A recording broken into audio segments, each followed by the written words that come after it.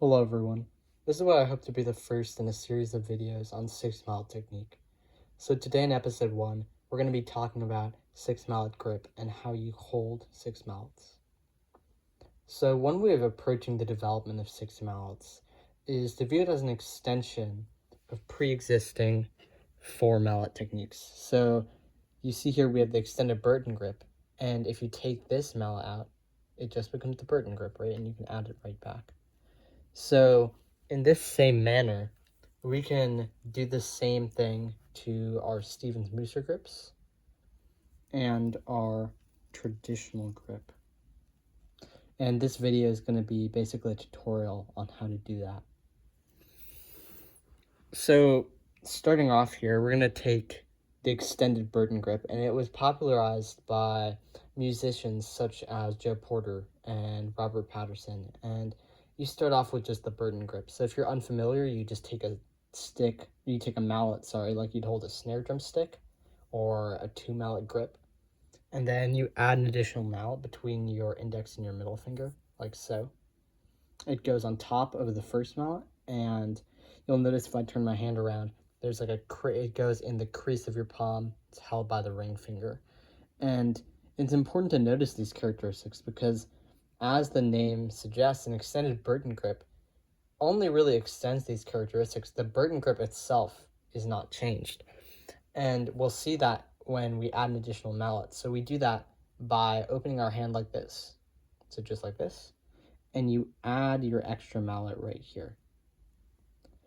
So once more, open your hand, put the additional mallet, and hopefully you'll notice then that this mallet, therefore, is the bottommost mallet, this inside mallet.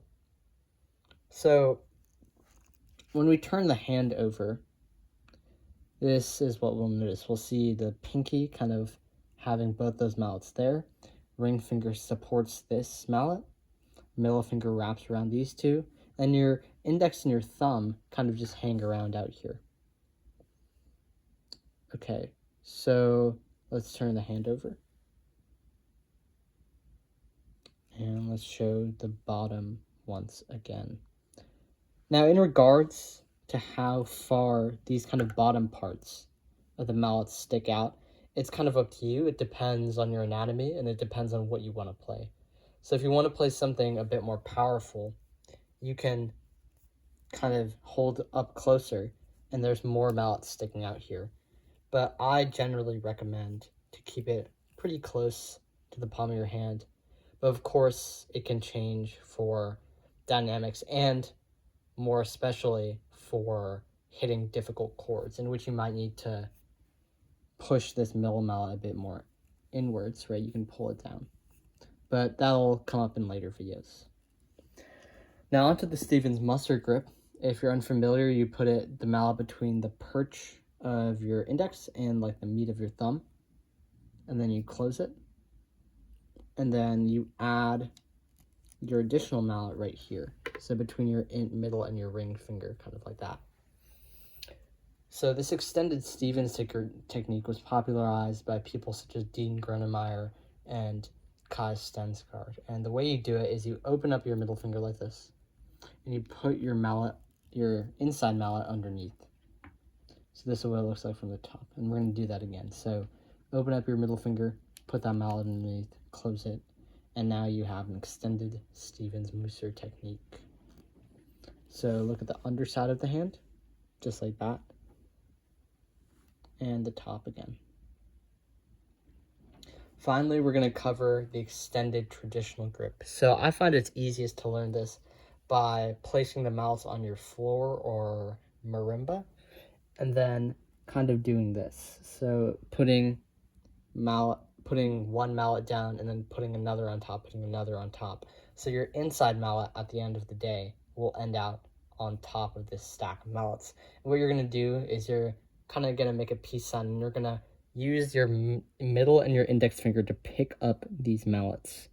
So you're going to end up with a grip that sort of looks like this. Give me a moment. And this is your extended traditional grip, actually, and it was popularized by artists such as Kaiko Abe and Ludwig Albert. And the reason why it's extended traditional is if you take this outside mallet out, you'll notice that the grip itself is derived from the traditional, and it's mostly held by the back two fingers, and that attribute still stays there. So when you add your additional mallet, all you're doing is putting it between your middle and your ring finger. So another kind of important point for this technique is that, sorry about that. Another important point for this technique is that the thumb kind of isn't very involved in the actual grip itself.